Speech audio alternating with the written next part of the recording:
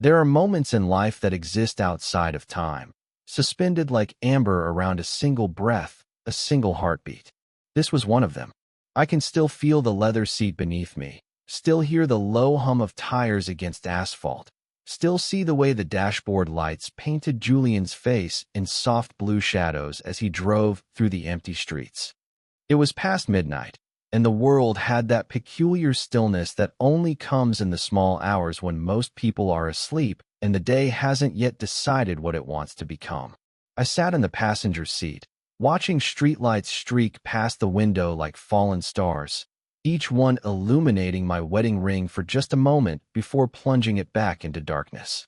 I had been twisting that ring without realizing it, turning it around and around my finger as if I could somehow loosen it from my skin, from my life, from everything it represented. Julian hadn't said much during the drive. We had left the bar an hour ago, maybe two, time moving strangely the way it does when you're caught between what was and what might be. The radio played something soft and wordless, and I found myself listening to his breathing more than the music, the way it seemed to match the rhythm of my own restless thoughts. I should have asked him to take me home.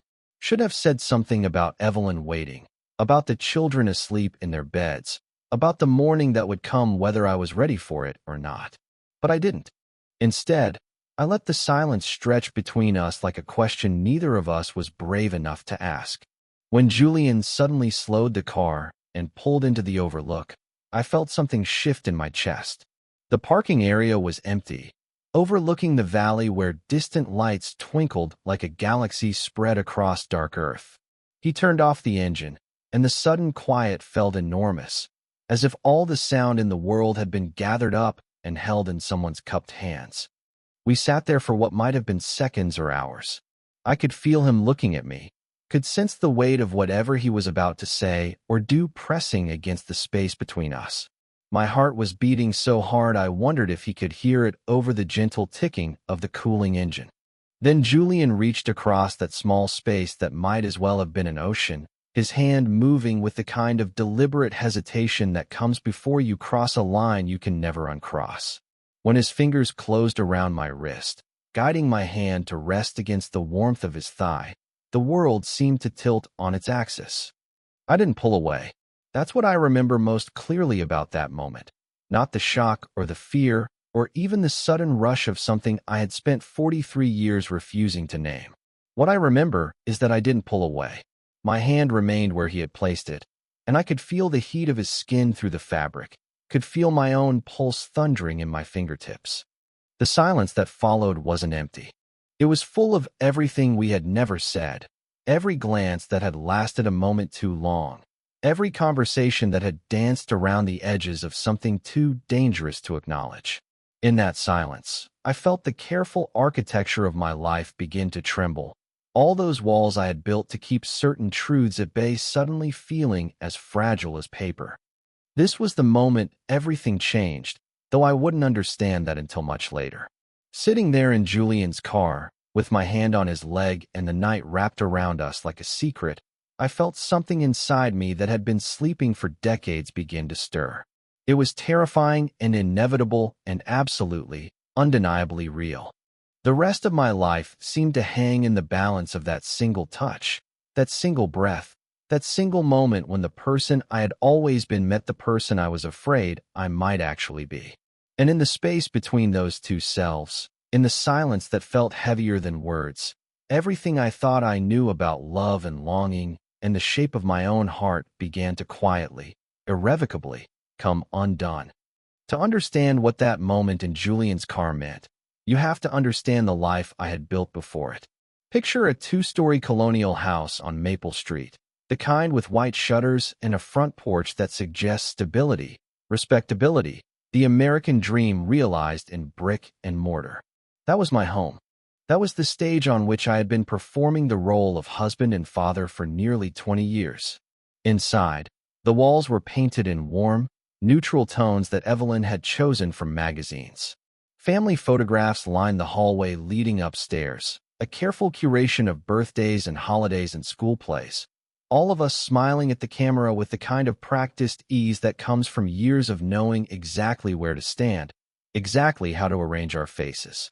There was Clara at 8, gap-toothed and proud in her soccer uniform.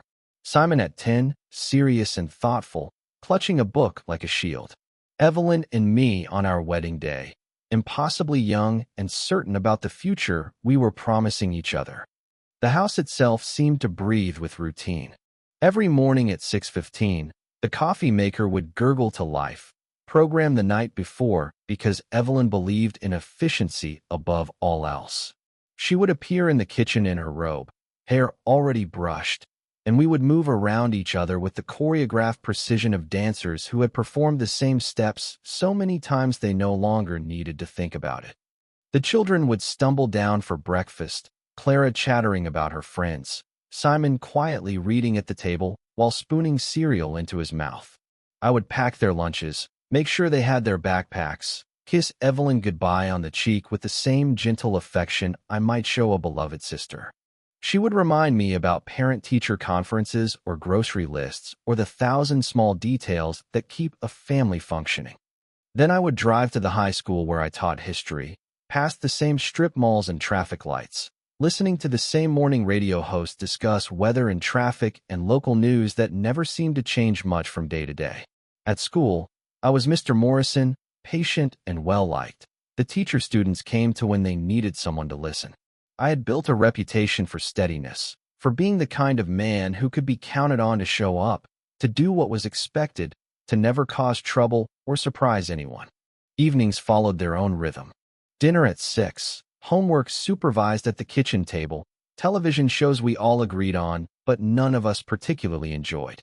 Evelyn would grade papers or work on lesson plans while I helped the children with math problems or science projects. We would discuss schedules, coordinate carpools, plan weekend activities that revolved around the children's needs and interests. When the house finally settled into quiet, when Clara and Simon were asleep and the dishes were clean and tomorrow's lunches were already prepared, Evelyn and I would retreat to our bedroom. We had learned to inhabit the space like polite roommates, each claiming our side of the bed, careful not to encroach on the invisible boundary that had somehow established itself down the middle of our mattress. Sometimes she would read before sleep, the soft rustle of pages turning in the lamplight. Sometimes I would lie there staring at the ceiling, listening to the house settle around us, feeling something restless and unnamed moving through my chest like a caged animal. We would say goodnight to each other with the same gentle courtesy we used for everything else, and I would close my eyes and will myself toward sleep, toward another day of the same careful, quiet existence. The weekends brought their own rituals. Saturday mornings at the soccer field, cheering for Clara from aluminum bleachers while Evelyn organized the team snack schedule. Sunday dinners with her parents, where I sat at the familiar table and discussed current events and local politics with my father-in-law, both of us careful to avoid anything too controversial or passionate. I had learned to navigate these conversations the way I navigated everything else, with pleasant agreement and measured responses that revealed nothing of whatever was stirring beneath the surface. There were moments of genuine happiness in this life. I want to be clear about that. Watching Simon discover a book that captivated him completely, seeing Clara score her first goal, sitting on the porch with Evelyn on warm summer evenings while the children played in the yard. These were not small things. They were the kind of moments that people build entire lives around, and I had built mine around them too. But underneath it all, beneath the morning routines and family dinners and bedtime stories, there was something else. A persistent sense that I was living someone else's life, that I had somehow stepped into a role that fit me well enough from the outside, but felt strange and uncomfortable against my skin. I had learned to push that feeling down, to dismiss it as the kind of restlessness that probably affects everyone, the grass is greener syndrome that comes with middle age and too much time to think. Until Julian called, I had almost convinced myself that this quiet dissatisfaction was simply part of being an adult, part of accepting responsibility and doing what was expected. I told myself that passion was for young people, that contentment was a more realistic goal for someone my age. I had made my choices, I reminded myself on the nights when sleep came slowly. I had commitments, obligations, people who depended on me to be exactly who I had always been. But late at night, in the space between sleep and waking, sometimes I would find myself wondering what it might feel like to live a life that fit me completely, to wake up each morning eager for the day ahead instead of resigned to it. I wondered what it might be like to feel the kind of desire that made people write songs and poems, the kind of longing that could transform an ordinary Tuesday into something electric and alive. I never let myself wonder for very long. There were lunches to pack, papers to grade, a mortgage to pay, children who needed their father to be present and reliable. I had built this life deliberately, carefully, and it was a good life by any reasonable measure. It was enough. It had to be enough. Until that night in Julian's car, when his hand guided mine to his thigh, and I felt something inside me crack open like an egg, spilling years of buried longing into the space between what I had always been and what I was terrified I might actually be. The phone call came on a Tuesday afternoon in late October. I was in my classroom, grading essays about the Civil War, when my cell phone buzzed against the desk. The number wasn't in my contacts, but something about the area code made me pause. I almost let it go to voicemail, but at the last second, I answered. Julian's voice reached me across 20 years like it had been only 20 minutes. He said my name the way he always had, with a slight smile in his voice that I could hear even through the phone. "Nathaniel," he said, as if we had just spoken yesterday. I felt something shift in my chest, a recognition so immediate and unsettling that I had to set down my pen. He was in town for a conference, he explained. Something about sustainable architecture, a field he had somehow found his way into after college. He would be here for 3 days and wondered if I might want to get coffee, catch up on old times. His voice carried the easy confidence of someone who had learned to ask for what he wanted without apology. I found myself hesitating in a way that surprised me. There was no good reason not to see him. Julian had been my closest friend in college, the person I had stayed up until dawn with discussing everything from philosophy to our shared obsession with obscure foreign films. We had lost touch gradually, the way people do when life pulls them in different directions, but there had never been any falling out, no dramatic ending to explain the silence. Still, something in his voice, or perhaps something in my own reaction to hearing it, made me pause. I told him I would need to check my schedule, that I would call him back, knowing even as I said it that I was buying time I didn't really need. That evening, I mentioned Julian's call to Evelyn while we cleaned up after dinner. She was loading the dishwasher with her usual methodical precision when I said his name. She paused, a plate halfway to the rack, and looked at me with the kind of careful attention she usually reserved for parent-teacher conferences. "Julian Reeves," she repeated, as if testing the name on her tongue. "Your college friend, the one who never settled down." I could hear something in her voice, not quite suspicion, but a kind of awareness that made me wonder what she remembered about Julian that I had forgotten, or perhaps chosen not to remember. I called him back the next morning and suggested we meet at Morrison's, a bar downtown that I had never been to, but that seemed appropriately neutral, safely public. We agreed on Thursday evening, after I finished my last class and before I needed to be home for dinner. Thursday arrived with an unseasonable warmth that made the air feel restless, charged with the possibility of change. I found myself choosing my clothes more carefully than usual, settling on a dark blue sweater that Evelyn had bought me for Christmas but that I rarely wore. Looking at myself in the bathroom mirror, I tried to understand why my hands were shaking as I combed my hair. Morrison's turned out to be exactly the kind of place I had imagined, dimly lit with exposed brick walls and the soft murmur of conversation mixing with jazz that was just quiet enough to allow for intimate discussion. I arrived first and chose a booth near the back, ordering a beer I didn't particularly want just to have something to do with my hands. When Julian walked through the door, 20 years collapsed like a house of cards.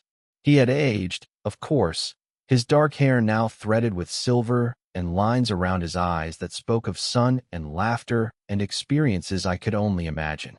But he moved with the same easy grace I remembered, and when he smiled at me across the room, I felt something in my chest that I had not felt in years. He slid into the booth across from me and immediately began talking as if no time had passed at all. He told me about his work, about the years he had spent in Barcelona and then Prague, about projects that had taken him to places whose names sounded like poetry when he said them. He had never married. He mentioned casually, had never felt the need to settle down in any conventional sense. As he talked, I found myself studying his face, the way his hands moved when he spoke, the particular quality of attention he gave to everything around him. There was something unguarded about Julian, something I envied without quite understanding why. He seemed to inhabit his own life completely, without apology or explanation, in a way that I realized I had never learned to do. He asked about my family, and I found myself describing Clara and Simon with genuine warmth, talking about Evelyn with the kind of fond respect that was true but somehow incomplete. When he asked if I was happy, really happy, the question hung in the air between us like smoke. I gave him the answer I always gave, about being grateful for what I had, about the importance of commitment and responsibility.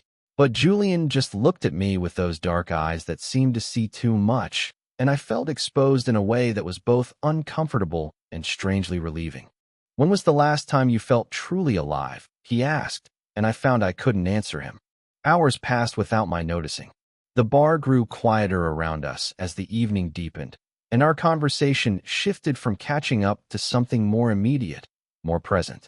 Julian talked about the conference, about a presentation he was giving on sustainable design, but I found myself listening more to the sound of his voice than to his actual words. When he offered to drive me to my car, parked several blocks away, I should have said no. Should have called Evelyn to say I would be late. Should have maintained the careful boundaries that had kept my life stable and predictable for so many years.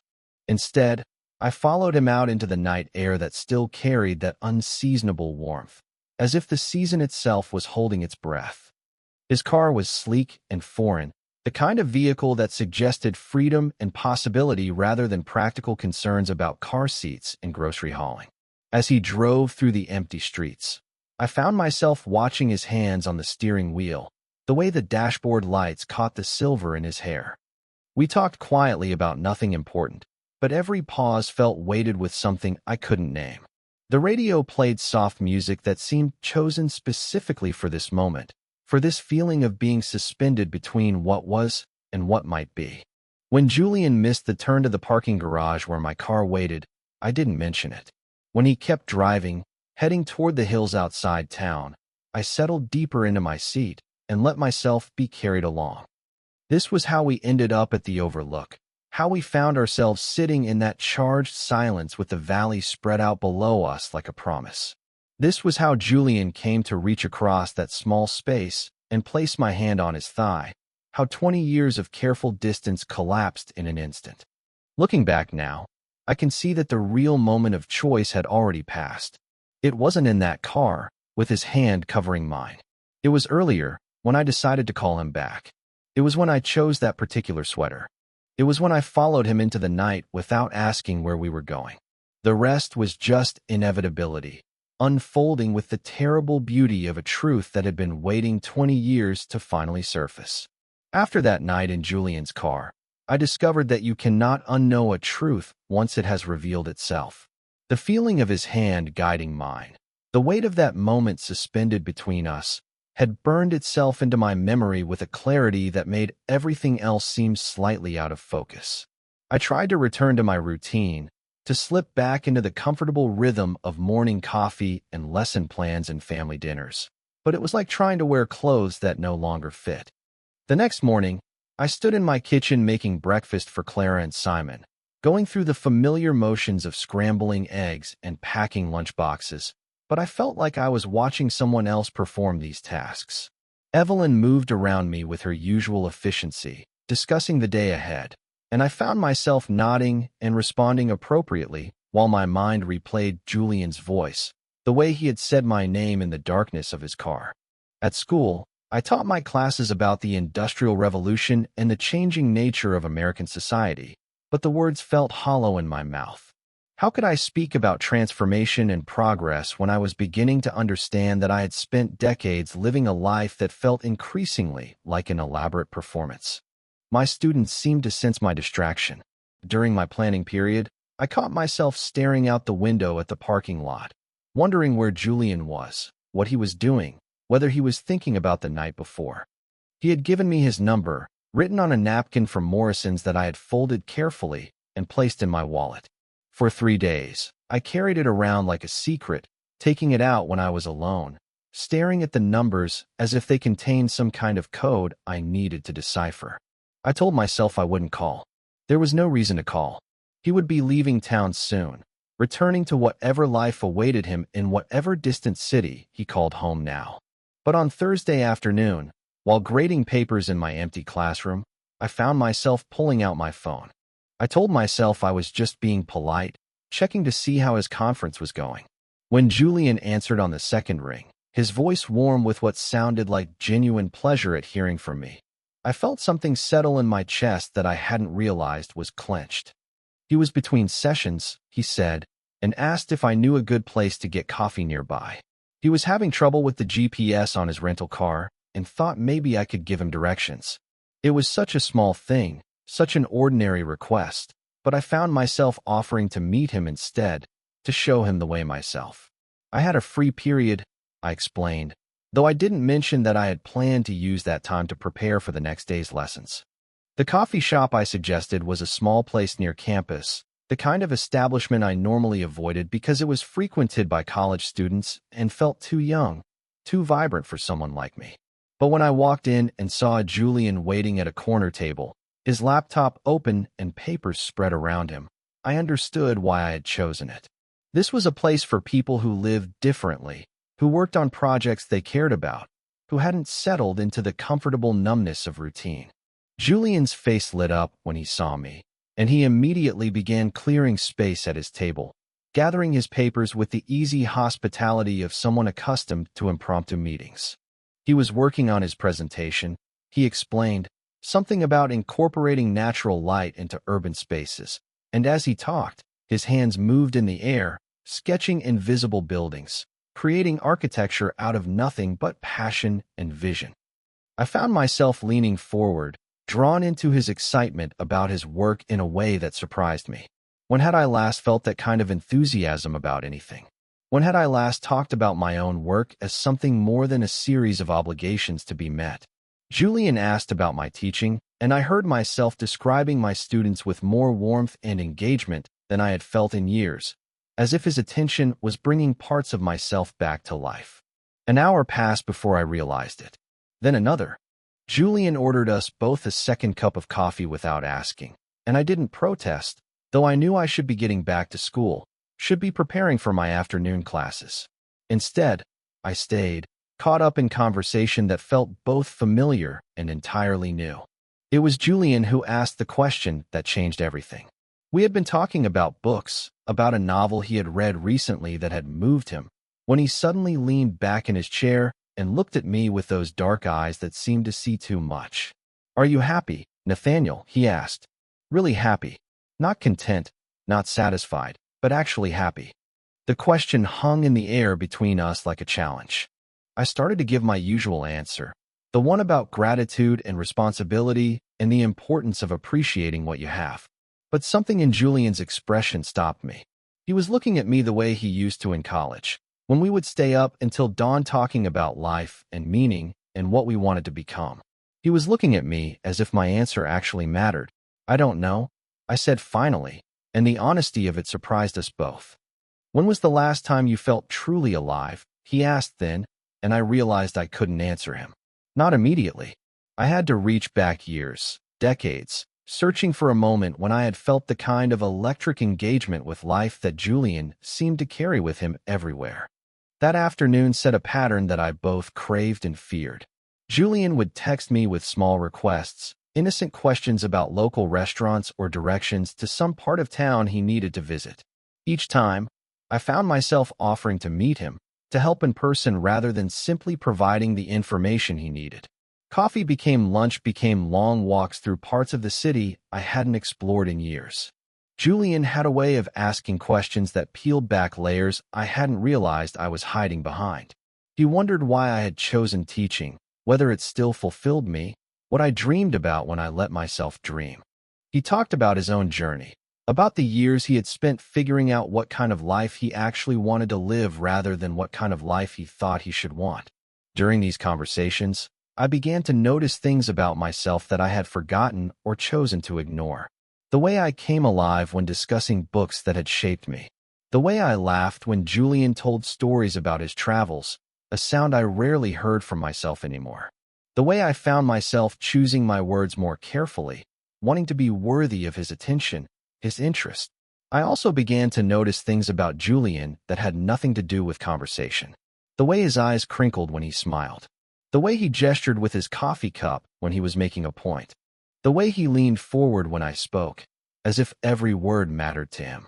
The way his hand lingered when he passed me something, just a moment longer than necessary, creating a connection that felt deliberate and electric. These small moments accumulated like drops of water that eventually overflow a cup. Julian's fingers brushing mine when we reached for the check at the same time. The way he said my name when we parted, with a warmth that seemed to contain years of affection and understanding. The way he looked at me sometimes, as if he was seeing something in me that I had forgotten was there. At home, I found myself distracted in ways that worried me. Evelyn would ask me a question, and I would have to ask her to repeat it because my mind was elsewhere. I caught myself checking my phone compulsively, hoping for another text from Julian, another excuse to see him. I began to understand the difference between the life I was performing and the life I was beginning to remember I had once wanted to live. Julian represented something I had thought was lost to me forever. Not just youth, though there was something of that, but possibility. The sense that life could still surprise you, that you could still surprise yourself. He moved through the world with a freedom I envied, making choices based on desire rather than obligation, following his curiosity wherever it led him. But he also represented danger in ways I was only beginning to understand. Every conversation with him felt like stepping closer to an edge I couldn't see clearly. Every moment in his presence made it harder to return to the careful, measured existence I had built for myself and my family. I told myself it was just friendship, just the pleasure of reconnecting with someone who had known me when I was young and full of dreams. I told myself that Julian would leave town soon, would return to his life, and I would return to mine, enriched by this brief reconnection, but essentially unchanged. But late at night, lying in bed next to Evelyn while she slept peacefully beside me, I found myself staring at the ceiling and admitting truths I had never allowed myself to voice. I was not happy. I had not been truly alive in years. And Julian's presence in my life was awakening something in me that I was both desperate to embrace and terrified to acknowledge.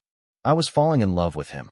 Or perhaps, more accurately, I was remembering that I had always been in love with him, and simply spent 20 years convincing myself otherwise. It happened on Julian's last night in town. We had spent the evening at Morrison's again, the same booth where we had first reconnected, but tonight felt different. There was a weight to our conversation, an awareness that this was ending, that tomorrow he would drive to the airport and return to whatever life awaited him, while I would remain here with mine.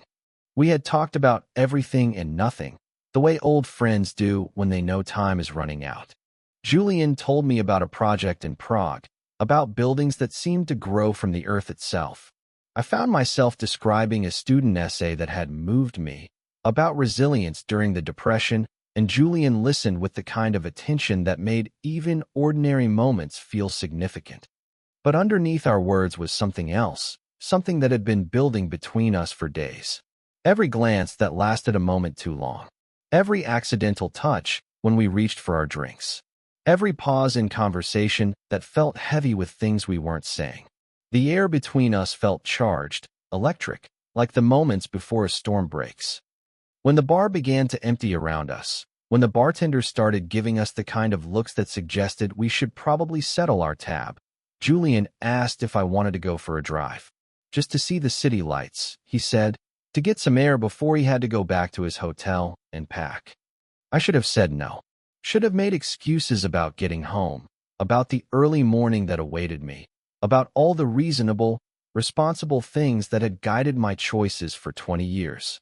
Instead, I found myself nodding, following him out into the night that felt warm and full of possibility. His car still smelled faintly of his cologne, something subtle and expensive that reminded me of places I had never been. As we drove through the empty streets, I found myself watching his hands on the steering wheel, the way the dashboard lights painted half his face in soft blue while leaving the other half in shadow. We drove without destination, Julian navigating the familiar grid of downtown before heading toward the hills that surrounded our small city. The radio played something instrumental and atmospheric, and I realized we hadn't spoken since leaving the bar. The silence felt full rather than empty, pregnant with everything we had been circling around for days. When Julian turned into the Overlook, the same place where we had ended up that first night after Morrison's, I felt my heart begin to race. The parking area was empty except for us. The valley spread out below like a constellation fallen to earth. Julian turned off the engine, and suddenly the only sounds were our breathing and the gentle ticking of the cooling metal. We sat there for what might have been minutes or hours. I could feel him looking at me, could sense the weight of whatever decision he was making. My mouth felt dry, and I realized I was holding my breath, waiting for something I couldn't name but desperately wanted. Then Julian reached across the small space between us, his movements slow and deliberate, giving me time to stop him if I wanted to. His fingers found my wrist, warm and sure, and he guided my hand across the center console to rest against his thigh. The gesture was gentle but unmistakable, a question asked without words. I didn't pull away. That moment of not pulling away stretched between us like a bridge I was terrified to cross, but unable to resist. I could feel the warmth of his skin through the fabric of his jeans, could feel my own pulse thundering in my fingertips where they touched him. Time seemed to slow, the way it does in dreams, each second expanding to contain entire lifetimes of possibility. I looked up at Julian, and in his eyes I saw something that made my chest feel like it might collapse. Not just desire, though that was there too, unmistakable and patient. What I saw was recognition, understanding, a kind of mercy that took my breath away. In that moment, looking at Julian while my hand rested against him, I finally allowed myself to see what had always been there. Not just friendship, not just the comfortable affection of shared history, but something deeper and more dangerous. Love. The kind of love that transforms everything it touches, that makes ordinary moments feel sacred, that makes you understand why people write songs and poetry and build their entire lives around a single feeling. I had been in love with Julian for 20 years, maybe longer, maybe since the first moment I met him in that college philosophy class, when he had turned around to ask me a question about Sartre, and I had felt something shift in my chest that I had spent 2 decades trying to explain away. All those late nights in college when we stayed up talking about books and dreams and the kind of men we wanted to become. All those moments when I caught myself watching him more closely than friendship required, memorizing the way he laughed or the particular gesture he made when he was thinking deeply about something. All those times I had told myself it was admiration, intellectual connection, the natural intensity of young friendship. I had been lying to myself. We had both been lying to ourselves, because I could see in Julian's eyes that he knew too, had always known, that all those years of distance and silence hadn't been about growing apart or getting busy with different lives. They had been about running from this, from the truth that sat between us now like a lit match in a room full of gasoline. The realization was both terrifying and liberating. Terrifying because it meant that everything I had built my life around was suddenly questionable, suddenly felt like a house of cards that could be blown over by a single honest breath. Liberating because for the first time in years, I felt completely, electrically alive. I thought about Evelyn sleeping peacefully in our bed, about Clara and Simon trusting that their father would be the same man tomorrow that he had been yesterday. I thought about my students, my colleagues, my neighbors, all the people who knew me as steady, reliable Nathaniel Morrison, the man who could always be counted on to do the right thing. But I also thought about something Julian had asked me days earlier, when we were sitting in that coffee shop, and he was looking at me with those dark eyes that seemed to see straight through every wall I had built around myself. When was the last time you felt truly alive? He had asked, and I hadn't been able to answer him. Now I knew. It was this moment, right here, with my hand on Julian's thigh and the truth finally spoken in the silence between us. This was what it felt like to be alive. Not just going through the motions of living, not just checking off boxes and meeting expectations, but actually, genuinely alive. For the first time in my adult life, I allowed myself to imagine a different future. One built not on duty and appearances, but on this feeling, this electricity that made my skin feel too small for my body. One where I woke up each morning eager for the day ahead instead of resigned to it. One where love was not polite and practical, but transformative and real. I didn't know what that future would look like. Didn't know how to get from this moment to anything resembling a life I could actually live. But sitting there in Julian's car with the valley lights spread out below us like possibilities, I finally understood the difference between existing and living. And I knew that whatever came next, I could never again pretend I didn't know what I was capable of feeling. The drive home from the overlook felt like traveling between two different worlds. Julian had driven me back to my car in a silence that felt both sacred and suffocating. And as I followed the familiar route through our neighborhood, past the houses where my neighbors slept peacefully in their beds, I felt like I was returning to a life that no longer fit me, wearing clothes that had somehow become the wrong size while I wasn't paying attention. Our house looked exactly the same as it had when I left that evening. Same white shutters, same porch light casting the same warm glow across the front steps. But something fundamental had shifted, and I found myself sitting in my car in the driveway for long minutes, staring at the windows where my family slept, trying to understand how I was supposed to walk through that front door and pretend to be the same man who had left it hours earlier. Inside, the house breathed with the familiar rhythm of sleep. I moved through the rooms like a ghost, past the family photographs that lined the hallway, past Clara's backpack dropped by the stairs, past the kitchen where tomorrow's coffee was already programmed to brew at 6:15. Everything was exactly where it should be, exactly where it had always been, but I felt like an intruder in my own life. Evelyn was asleep when I slipped into our bedroom, her breathing deep and even, one hand curled under her cheek in the way that had once made me feel tender toward her. Now, looking at her in the dim light from the hallway, I felt something that might have been grief. Not for her, but for us, for the life we had built together that suddenly felt like an elaborate performance neither of us had consciously chosen to give. I stood there watching her sleep and realized I couldn't remember the last time I had looked at my wife and felt desire. Real desire. The kind that makes your skin feel electric and your heart race. The kind I had felt just hours earlier with Julian's hand covering mine in the darkness of his car. The next morning was unbearable. I went through the motions of breakfast, helping Clara find her science project, listening to Simon read aloud from a book about ancient Egypt, but every word felt like it was being spoken by someone else. When Evelyn asked if I was feeling all right, if I was coming down with something, I heard myself assuring her that I was fine, just tired, and the lie sat in my throat like something rotten. At school, I taught my classes about the Revolutionary War, about the courage it took to break away from everything familiar and safe, and the irony was not lost on me. My students seemed to sense my distraction.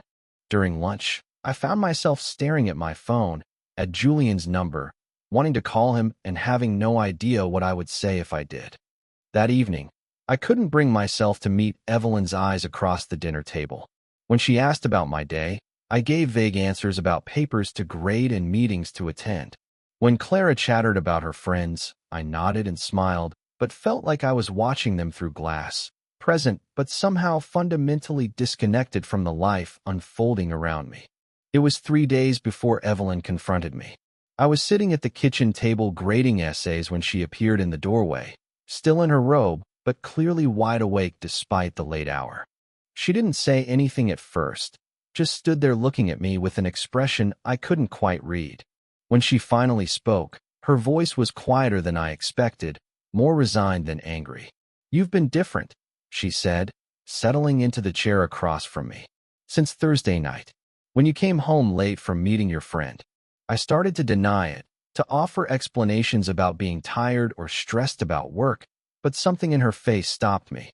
She looked older than I remembered, worn down in a way that had nothing to do with age and everything to do with the weight of living with someone who was no longer fully present. "If there's someone else," she said, her voice barely above a whisper, "just tell me.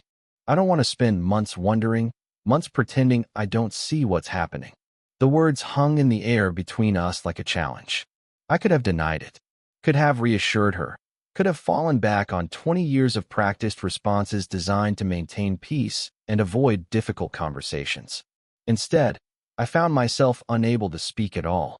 My silence was answer enough. I watched something shift in Evelyn's face, not surprise exactly, but a kind of weary recognition, as if she had been waiting for this moment without realizing it. She didn't ask for details, didn't demand to know who or when or how long. She just nodded slowly, the way you might nod when a doctor confirms a diagnosis you've been dreading but somehow already knew was coming. We sat there in the quiet kitchen, surrounded by the detritus of our shared life, and I realized we were both mourning the same thing. Not just our marriage, but the people we had been when we believed in it, when it had felt like enough. I tried to explain, tried to find words for the feeling of waking up after 20 years and discovering you've been sleepwalking through your own existence. But how do you tell someone you've shared a life with that you've finally remembered what it feels like to be truly alive, and it wasn't with them? The next evening, I met Julian at a small cafe near the university, one of those places that closes early and would give us privacy to say whatever needed to be said. He was leaving in the morning, returning to whatever city claimed him now, and we both knew this was goodbye in a way that felt final and devastating. Julian looked tired, older somehow than he had just days earlier. We ordered coffee we didn't drink and sat across from each other in a booth that felt like a confessional. I told him about the conversation with Evelyn, about the choice that seemed impossible and unavoidable. He listened without trying to influence me, without making promises or demands. When I finished talking, he reached across the table and covered my hand with his, just for a moment, just long enough for me to feel the warmth of his skin one more time. "You don't have to decide tonight," he said, his voice gentle but certain. "But you will someday. You can't live in between forever." I knew he was right, knew that I was standing at the edge of two different lives, and that to choose one would mean betraying the other. To stay meant betraying the truth I had finally allowed myself to see. To leave meant betraying Clara and Simon, Evelyn, the 20 years I had invested in becoming the man everyone expected me to be. But Julian was right about something else too. I couldn't live in between forever. The awakening that had begun in his car, the recognition of what I was capable of feeling, had changed something fundamental in me. I could pretend to return to my old life, could go through the motions of being the man I had always been, but it would be a performance now, conscious and deliberate in a way it had never been before. When we said goodbye that night, standing in the parking lot beside Julian's rental car, he didn't ask me to come with him, didn't make it easier by offering solutions or promises. He just looked at me with those dark eyes that had seen through every wall I had built around myself, and I knew that whatever I decided, I would be deciding it alone. The cost of authenticity felt unbearable. But as I watched Julian's taillights disappear into the night, I realized that the cost of silence, of continuing to live a life that no longer fit me, felt heavier still. The house is still dark when I find myself sitting at the kitchen table at 5 in the morning, the coffee maker silent, the newspaper still lying folded on the front porch. I have been here for an hour, maybe longer, watching the minutes change on the microwave clock, listening to the house settle around me in the quiet that comes before dawn. My wedding ring lies on the table in front of me, the gold catching what little light filters through the window from the street lamp outside. I had taken it off without thinking, twisting it from my finger the way I had been doing for weeks. But this time, instead of sliding it back into place, I set it down on the wooden surface where it made the smallest sound, barely audible, but somehow final. The ring looks strange sitting there apart from me, smaller than I expected, just a simple band of metal that has lived on my finger for 20 years. It seems impossible that something so small could contain so much weight, so many promises made and kept, and quietly broken not through cruelty, but through the simple passage of time and the changing shape of human hearts. I stare at it, and think about the morning Evelyn and I chose it together, young and certain about the future we were promising each other.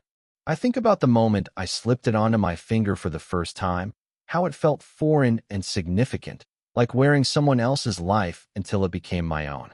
I think about all the years it has been there, through sleepless nights with newborn babies, through mortgage applications and parent-teacher conferences, and all the small accumulations of shared existence. My hand rests on the table beside the ring, empty and somehow lighter. The pale line of skin where the band has lived looks strange, like the ghost of a life I have been wearing without fully inhabiting.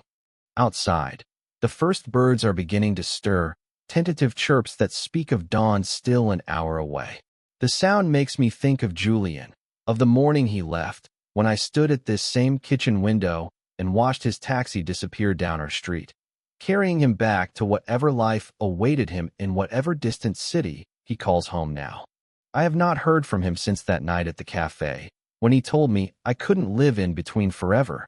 Part of me is grateful for this silence, for the space it has given me to think clearly without the pull of his voice, his presence, the way he made everything feel possible and urgent. But part of me misses him with an intensity that still surprises me. Misses not just him, but the version of myself I discovered in his company. That man felt like the real me in a way that was both revelatory and terrifying. The man who laughed easily, who talked about books with passion, who felt desire as something electric and transformative rather than polite and scheduled. The man who understood, finally, what it meant to be truly alive. Upstairs, my family sleeps. Clara with her stuffed animals arranged just so, Simon with a book still open beside his pillow, Evelyn on her side of our bed, one hand curled under her cheek in the gesture that once made me feel tender toward her. They trust that I will be here when they wake, that I will make breakfast and pack lunches and drive children to school and be the same steady, reliable man I have always been. The weight of that trust feels both precious and suffocating. They have done nothing wrong. They deserve better than a father and husband who sits in the dark kitchen questioning everything he has built with them. But they also deserve honesty, deserve to live with someone who chooses them fully rather than staying out of obligation and habit. I think about what Julian said about courage, about the difference between existing and living. I think about the Revolutionary War lesson I taught just yesterday, about the price of breaking away from everything familiar and safe. I think about what it means to be responsible not just to other people, but to the truth of your own heart. Outside, the sky is beginning to lighten, the deep black giving way to the dark blue that promises dawn. Soon the coffee maker will gurgle to life, programmed the night before because Evelyn believes in efficiency above all else. Soon the house will fill with the sounds of morning, children stumbling downstairs for breakfast, the familiar choreography of another day beginning. I could put the ring back on, could slip it over my knuckle and pretend this moment of clarity never happened, could return to the careful, measured existence I have built, enriched now by the knowledge of what I am capable of feeling, but committed to the life I have already chosen. Or I could leave it here on the table, this small circle of gold that has defined me for 20 years, and walk into whatever comes next with empty hands and an open heart. I don't know which choice I will make. Don't know if I have the courage to leave or the strength to stay. Don't know how to weigh love against duty, authenticity against responsibility, the needs of my heart against the needs of everyone who depends on me to remain unchanged. But sitting here in the growing light, with my wedding ring cold against the wooden table and my hand finally free, I understand that the choice itself is not the point. The point is that I am finally awake enough to see that there is a choice to be made, that I am not trapped by circumstance or obligation, but by my own willingness to live unconsciously. For the first time in years, the silence in this kitchen does not feel empty. It feels full of possibility, heavy with the weight of a life that could still surprise me, that could still transform itself into something I have only just learned to imagine. Outside, the birds grow bolder, their voices joining together in the ancient song that greets each new day. I close my eyes and breathe deeply, tasting the air that feels different somehow, charged with the electricity of change. When I open them again, The dawn will be here, and I will have to decide who I want to be in its light.